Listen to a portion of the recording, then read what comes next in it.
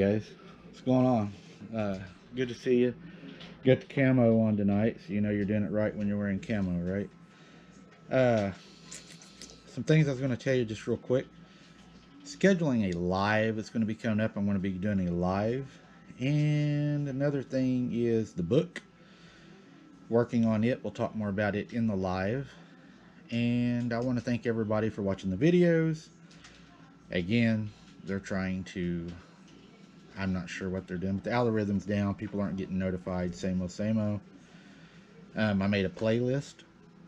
If you all go to my channel, click on the playlist, and you can let it play. It'll boost the algorithm. That would help a lot. The video we're going to talk about today, it has some more graphic details in it. It is what they believe to be a werewolf. Werewolves were pretty popular even throughout history then as they are now, and I'm kind of showing kind of a timeline, I guess, is what I've been looking at. So we'll go ahead and talk about it and see what you all think. This guy's name is, I believe they pronounce it Gilles Garnier. The Hermit of Dole was convicted of lycanthropy and executed at Dole, Eastern France in 1573. Our source for his life and crimes is another contemporary pamphlet printed at Sens in 1574.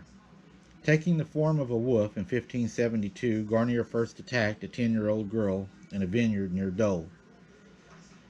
And he dragged and stripped her naked and ate the flesh from her thighs and arms.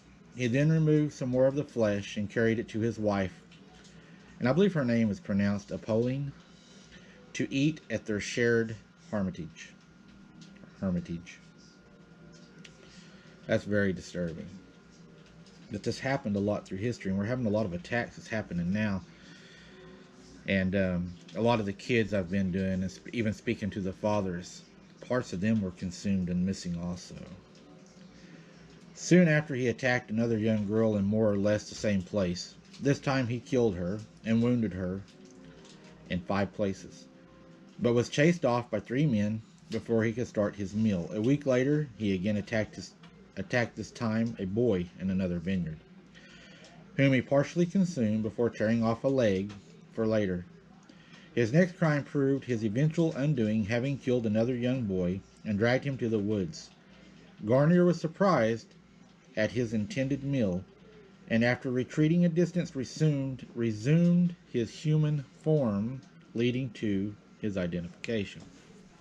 Again, imagine the amount of force it would take to rip a limb from somebody's body just using your hands. To me, that is superhuman strength. Disgusted by the remains of half-eaten children in the district, the Parliament of French Comté used in the decree of 1573, which demanded that werewolves be hunted down by locals and brought to trial. However, it was not these huntsmen who caught Garnier, but a group of workers who incidentally came across a hermit crouched over a dead child one night after returning from work. They initially thought the figure in the shadows was a werewolf, but as the light from their torches illuminated, they identified Garnier. Acting quickly, the men caught Garnier and took him to the magistrates of the Dole.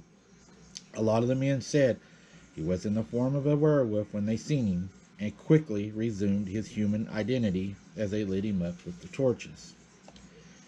Again, that's a lot of people seeing these things transformed. I'm not saying I believe it, but I'm saying that there is seems to be a lot of witnesses that have seen this and witnessed it. And with that many encounters, I believe it's enough to make you at least investigate it. Garnier was, of course, tortured to extract a confession. He explained that he had spent much of his life as a hermit in the St. and I believe it's Bonnet Woods. He married in 1572, fathered children, but struggled with the new task of feeding more than one mouth. Desperately foraging one night in the woods, a specter appeared to him and offered him and this is, I believe how you pronounce it, it's unguent, that could turn him into a wolf, allowing him to hunt more effectively. He confessed to murdering 4 children supported by testimony of over 50 witnesses. He was burned alive at the stake. Uh, Again, like another one that I was reading, a guy said that he had a magic belt that was given to him from the devil himself, which allowed him to have the power to be able to turn into a werewolf. And you look through history, and a lot of these werewolf sightings, even up until today, they have pretty much the same storyline: eating children, disemboweling people, removing limbs from their bodies. The carnage is terrible.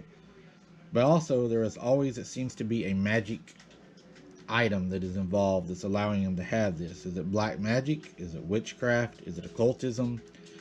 Or is it just a simple lycanthropy mental disorder? Over time, I hope that we'll be able to find out exactly what is going on.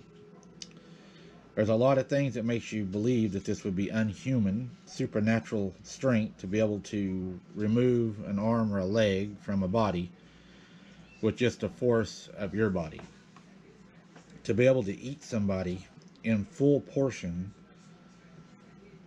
that's inhuman also.